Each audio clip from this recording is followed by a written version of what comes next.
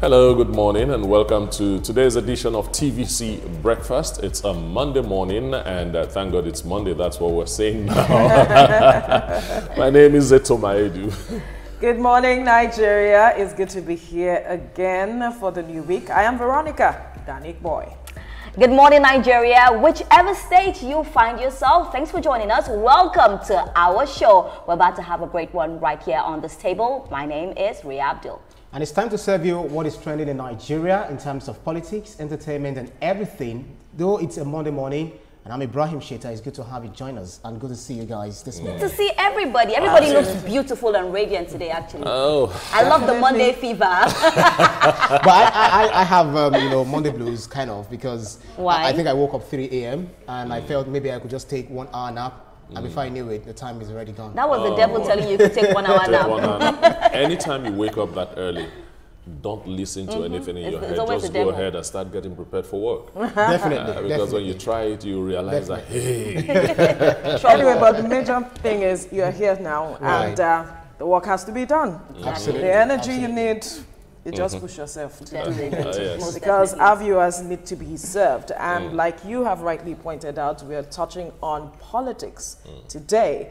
And then we're also going to look at other matters, security, and then stories that are trending now as well. But let's begin with this story, where the Department of State Security, that's the DSS, has conducted successful operations across 5 states, including Kaduna and Delta, recovering large cache of arms and rescuing 79 kidnapped victims. The Kaduna State Commissioner for Justice, Sule Shuaibu, said the DSS arrested 55 suspects, including bandits, informants, gun runners, and traffickers in Kaduna, and also recovered weapons. He said another covert operation in Asaba led to the seizure of various weapons and 3,000 rounds of ammunition, with a 7 British Army officer of Ishekiri origin arrested in connection to the arms stockpile. Meanwhile, the Kaduna State Governor, Uba Sani, praised President Bola Tinubu for appointing Oluwatosin Ajayi as DSS Director General, crediting him for the agency's redefined fight against insecurity. The efforts they have been making and they have made so far. We want to, on behalf of His Excellency, the Governor of Kaduna State, Senator Dr. Uba Sani, commend the efforts that they have made.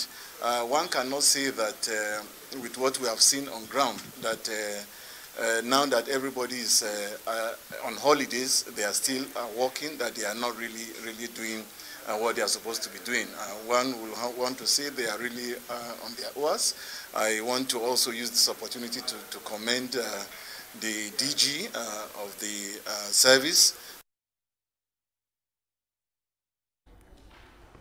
All right, interesting developments coming out of some of the states that have been troubled by this non-state actors. The number of weapons that were retrieved, cache of weapons and ammunition, is quite worrisome. But it's good that we are seeing interagency collaboration where the DSS is stepping in where necessary. We know that there are those who wonder, can the DSS enforce arrest? Of course it can when it comes to matters of enforcement, even though its major role is to gather intelligence and also collaborate with other security agencies. And we have seen that this is a good one, you know, covering up areas where there are lapses perhaps, and taking charge to ensure that these weapons are recovered and then the needed arrests are enforced. You see, this is the result of being proactive and getting the right organization to do the job. We've said it over and over again that fighting insurgency is not a war that has clear lines where that's the enemy and this is a friendly. It is something that needs intelligence gathering. When I saw headlines like many killed as DSS Air Force attacked bandits, DSS neutralized bandits and all that, I was happy, all right? 79 of them have been arrested, cache of arms and ammunition has been seized and all that because of intelligence gathering. They knew exactly where to go, when to go, and how to go. That's the way. And I pray we we continue this way. I pray that they have more and more operations. That is the only way that insurgency would be killed. And this interagency collaboration you talked about is fantastic. In one of the stories, they carried out, DSS carried out the operation with the Nigerian Air Force, and it was super successful. That, I mean, it is glaring. Let's have more and more of this until these insurgents are flushed out of the country. Absolutely, absolutely, Ria. And you know, the beautiful thing I always say is that when we collaborate, we always come out with something great. You can see these two parties coming together and look at the amazing news we're seeing.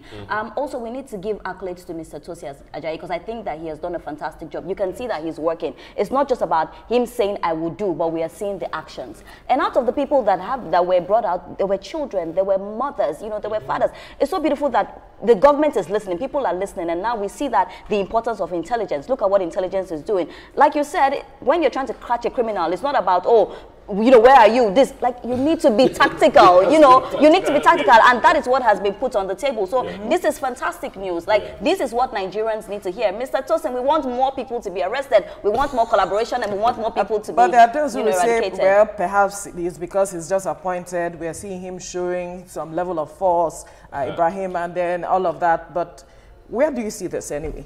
Well, one thing I'm happy for is that 79 people have now been given a second chance to life, because we don't know, or we didn't know what could have happened if these people were not rescued. And that speaks to the intelligence that the DSS had actually brought to play. And we've been emphasizing on strengthening our security architecture to ensure that, you know, when you're able to determine where these people are, you don't call them to ask them where they are before, you know, you go to arrest them. So we need to invest in our infrastructure and, you know, much more in intelligence gathering, work with local communities, work with, you know, interagency collaboration, as you get at, you know, rightly spotted, and, you know, all of these things all together, because one thing we need to do is that we have to ensure that our lives, we go to bed at night with our two eyes closed. So there's so much that really needs to go into the investment of, for our security architecture. So I'm really, really glad that we have 79 people who are safe. Just to add to what Veronica was saying, you know, that's why I feel like what Mr. Tosin is doing right now, we should support him. We should let him know that we are happy with what he has done, for him to do more. Because some will argue that, oh, he just joined, that's why, you know, we can see a lot of force. And he can maintain the force. It's something that he can do. It's something that he should do. So I feel like at this point, we need to we give him all the accolades. We are solidly behind you, and we want more of this.